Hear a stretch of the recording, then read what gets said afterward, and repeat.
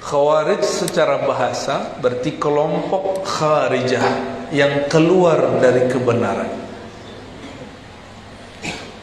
Imam Asy-Syahrastani mengatakan kullu man kharajat an imamatin sahihah, setiap kelompok yang keluar dari kepemimpinan yang sah, yang memberontak, itu disebut dengan khawarij. Lalu siapa ahlu sunnah? Itu terjemahan umum ya. Kalau ahlu sunnah, mereka yang menerima pemerintahan yang sah, melarang berontak. Maka dalam akidah Tahawiyah, Al-Imam Abu Ja'far At-Tahawi mengatakan, kami meyakini bahwa kita perlu, bahkan wajib mendoakan para pemimpin, menaati mereka, dan tidak boleh memberontak. Wa in jaru, meskipun mereka berbuat jaru, kesalahan. Kalau ada kesalahan diperbaiki, bukan berontak. Itu ahlus sunnah.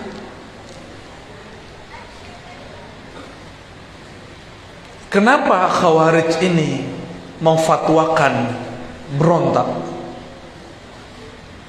Karena ada satu kaidah yang mereka keliru dalam memahaminya.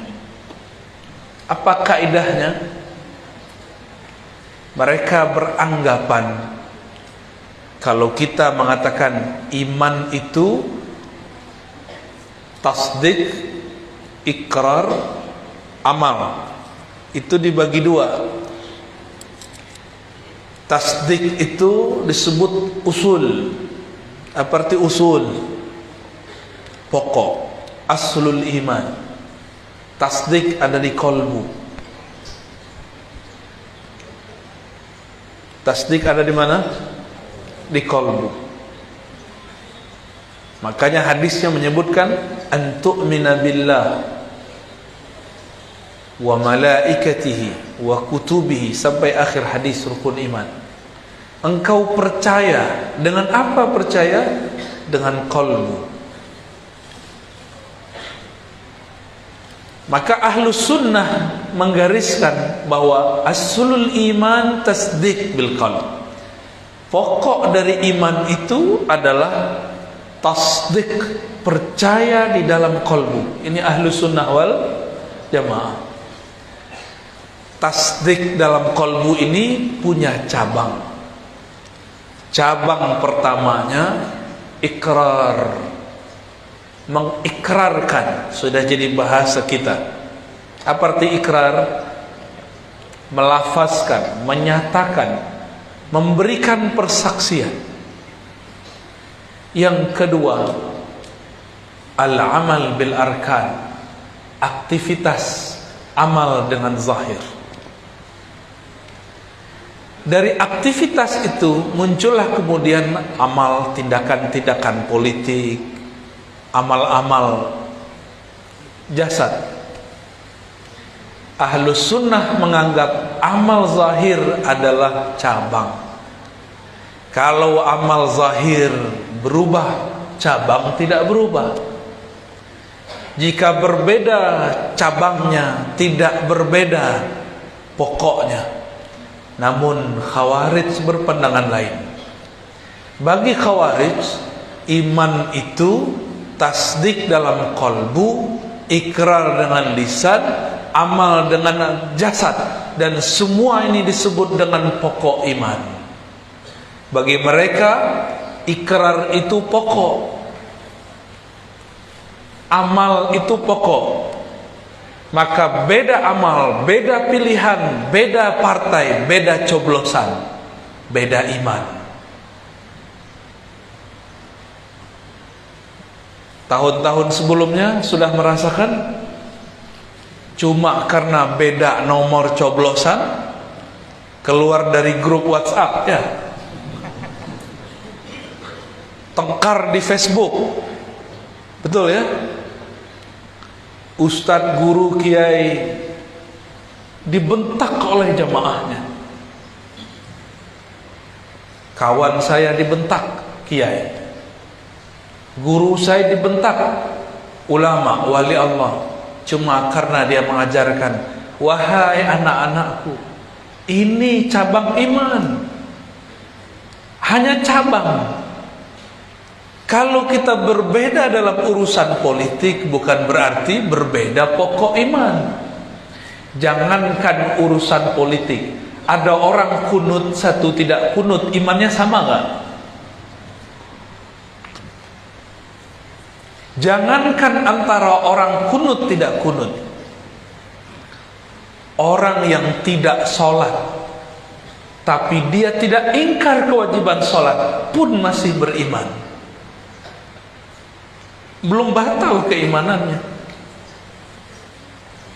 Jangankan antara orang sholat dengan yang tidak sholat tadi, bahkan orang bermaksiat pun selama dia tidak menghalalkan maksiatnya, dia pun masih disebut mukmin. Apalagi cuma berbeda coblosan. Maka tolong diingat-ingat kaidah ini, saya sampaikan di mana-mana. Beda pilihan politik bukan berarti beda iman. Coba diulang.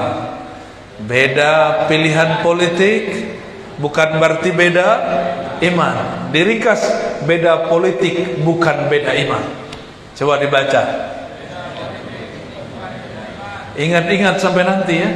Ini 2023 sudah dekat ya. 2022 pun sudah mulai ya. Beberapa bandara itu kita turun, baliho-balihonya sudah banyak. Calon stres sudah banyak ya. Benar, calon stres. Setiap selesai pemilihan umum itu banyak orang masuk rumah sakit jiwa. Tanya sama Paman Birin ya, kawan-kawan beliau lah.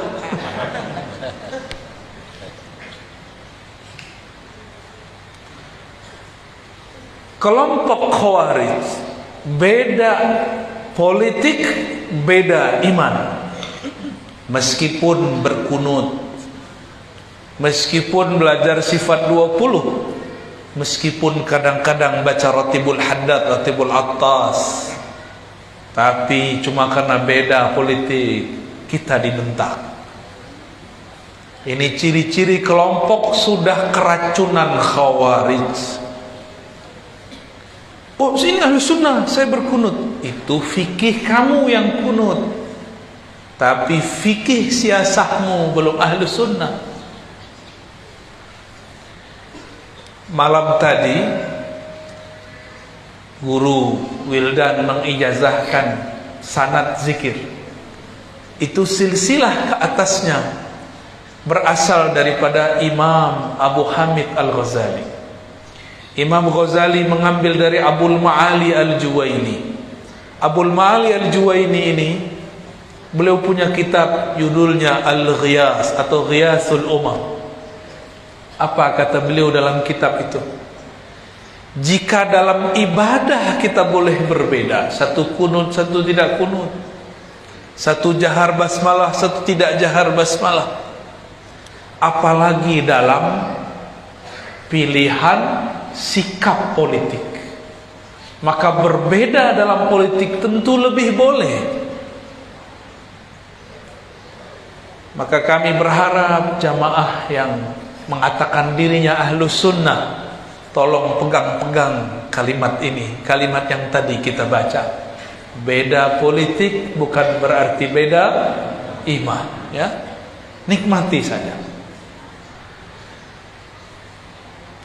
Dahulu di zaman Sayyidina Ali karramallahu wajhah, orang yang sangat alim, Madinatul Ilm Rasulullah, beliaulah pintunya. Kalau beliau pintunya, tiadalah pintu itu kecuali ilmu lewat melewatinya.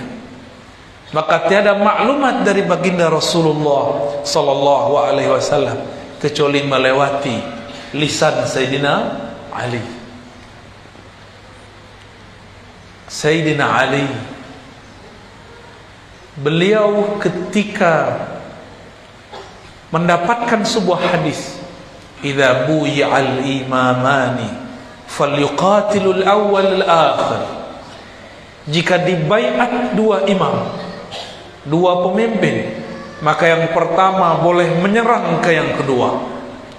Beliau amalkan hadis ini, maka beliau seranglah sahabatnya Muawiyah, karena Muawiyah juga membaiat dirinya jadi khalifah. Terjadilah perang di suatu padang yang luas bernama Siffin. Karena Sayyidina Ali ini punya pedang yang diberikan baginda Rasul sallallahu alaihi wasallam, namanya Zulfiqar, ujungnya ada dua. Karena keberkahan itu, tiadalah perang dihadiri oleh Sayyidina Ali melainkan beliau dan semua pasukannya menang. Jangankan itu, rambut Rasulullah jika dipakai oleh Sayyidina Khalid ibn Walid, maka beliau tidaklah perang kecuali menang. Apalagi ini pedangnya Rasul sallallahu alaihi wasallam.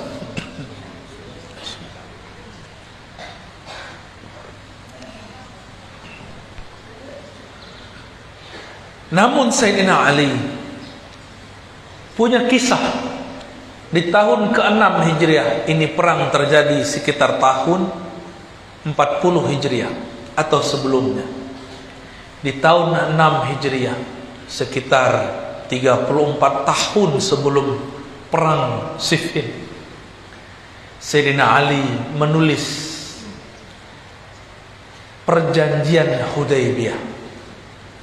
Nabi, para sahabat sudah sampai di bukit Hudaybiyah. 10 sampai 15 kilo lagi sudah sampai di Mekah. Ternyata kafir Quraisy menahan Nabi Muhammad sallallahu alaihi wasallam. Tidak boleh masuk kepada Mekah. Lalu diusir, dibuatlah MOU, tidak boleh masuk Mekah. Akhirnya Nabi terima. Ditulislah di situ Muhammad Rasulullah. Apa kata kafir Quraisy?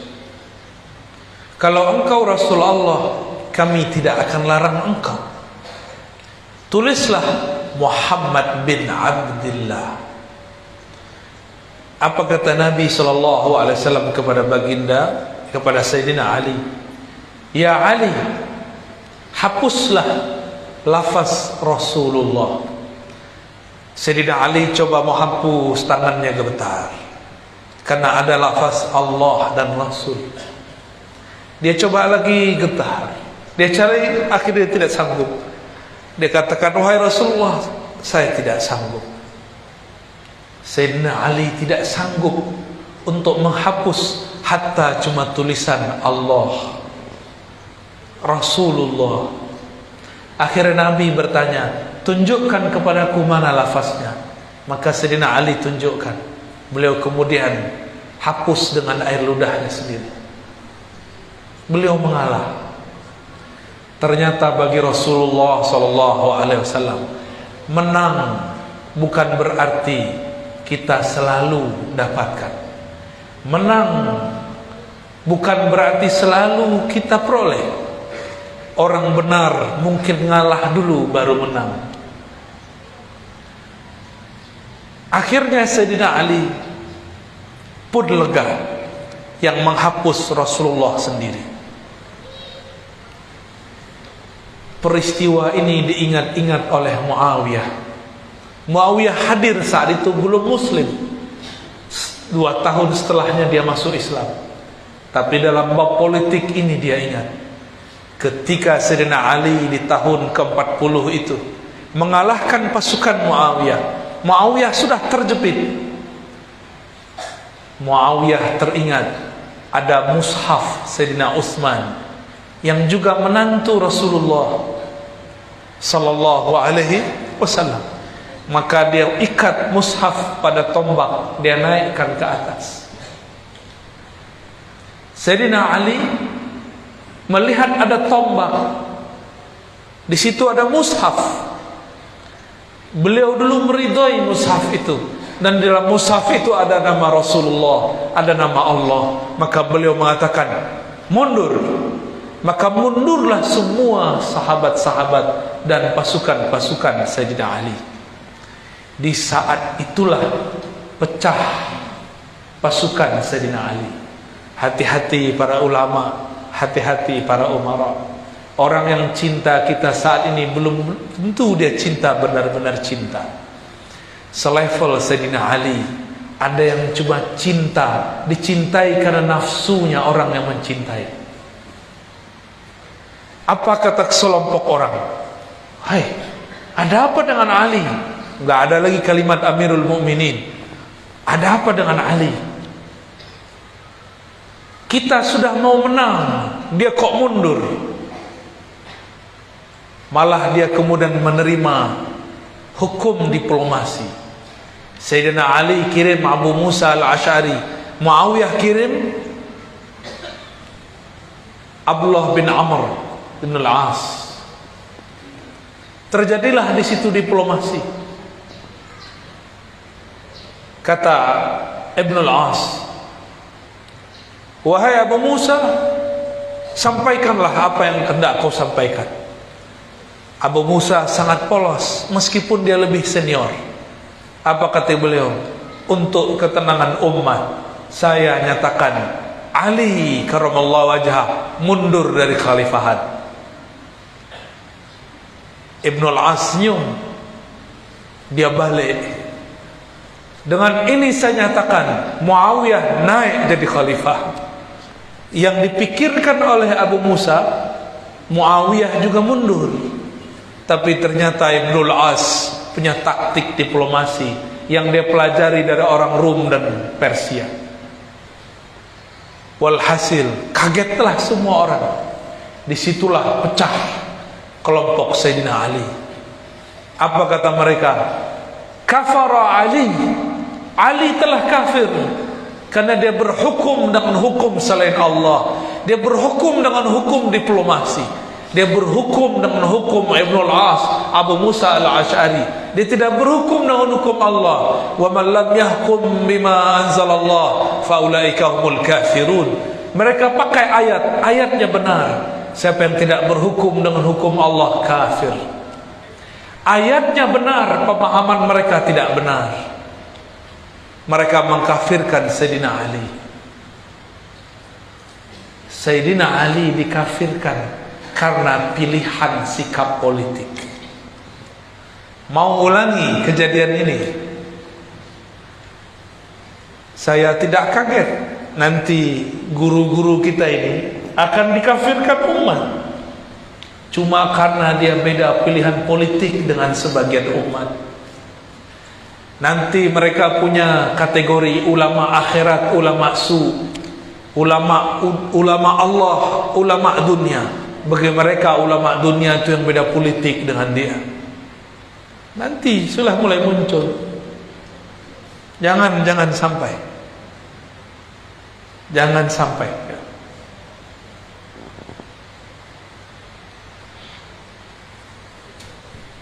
Kelompok Khawarij ini menjadikan sikap politik dia sebagai pokok keimanan. Inilah kesesatan Al-Khawarij. Kesesatan apa? Dulu saya kira yang jadi Khawarij cuma orang yang pakai tauhid uluhiyah rububiyah, lalu tauhid hukmiyah mulkiyah. 3 tauhid. Yang nomor 3 mereka katakan tauhid itu politik. Ternyata sekarang racun ini masuk kepada orang yang belajar sifat 20. Racun ini masuk kepada orang yang bermazhab fiqh. Masuk kepada orang yang katanya berakidah Asy'ariyah Maturidiyah. masuk kepada orang yang berthariqah.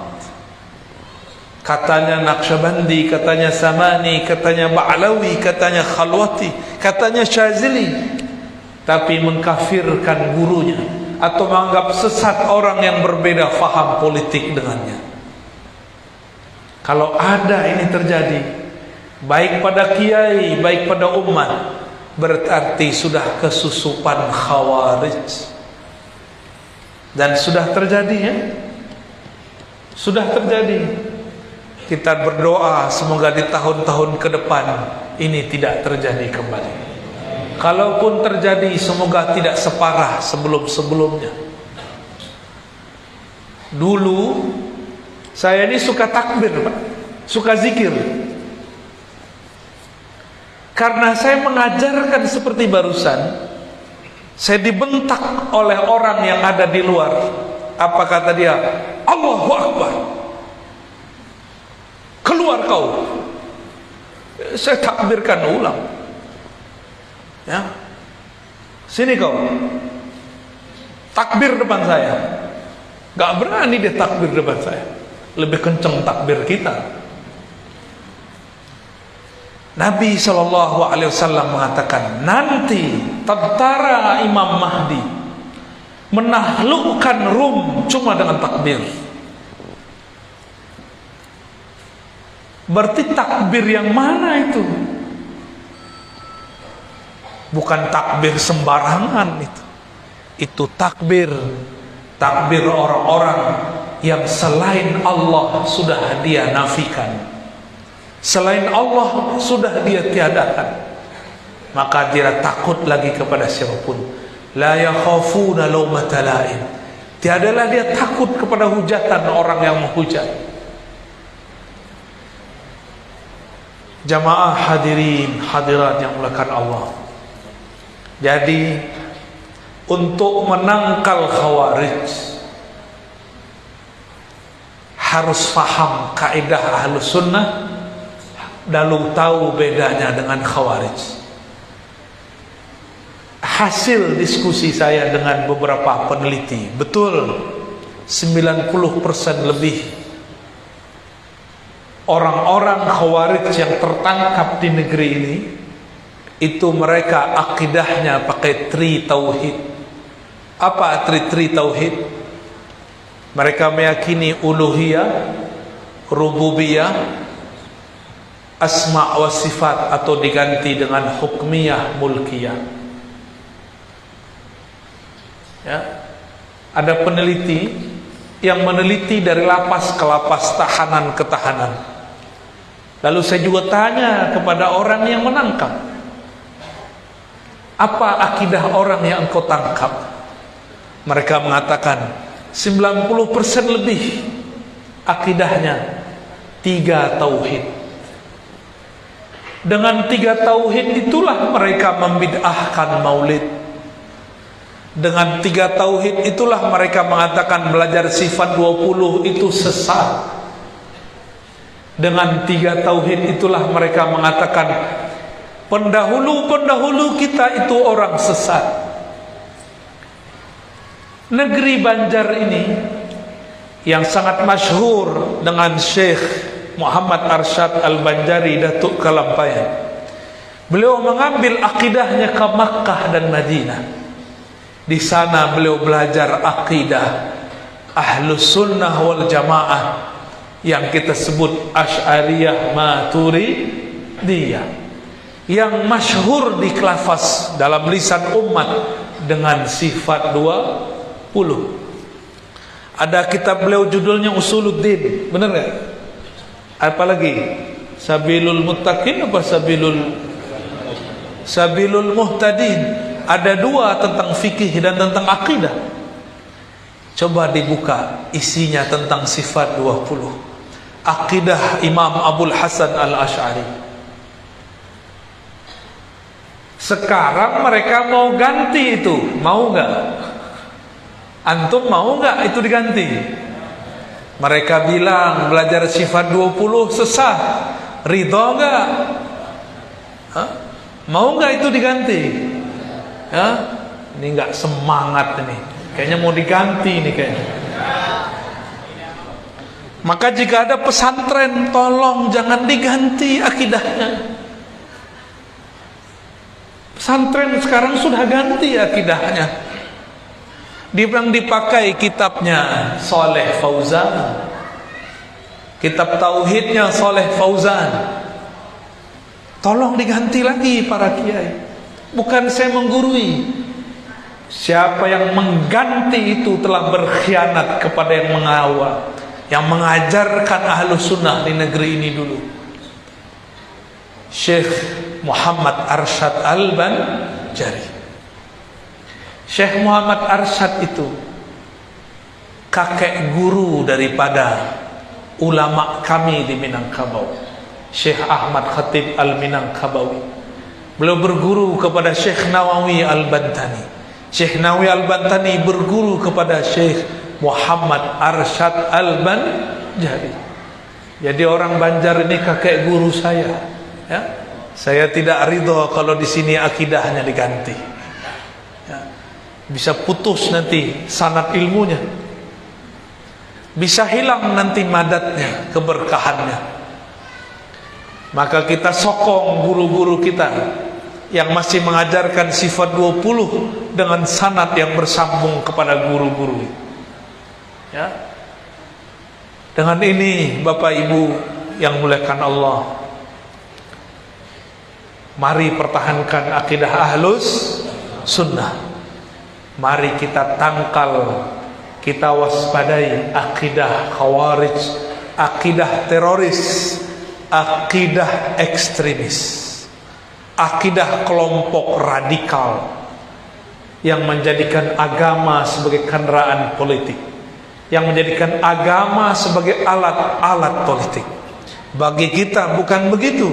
Politik sebagai alat menyebarkan agama, bukan sebagai agama yang dijadikan alat politik.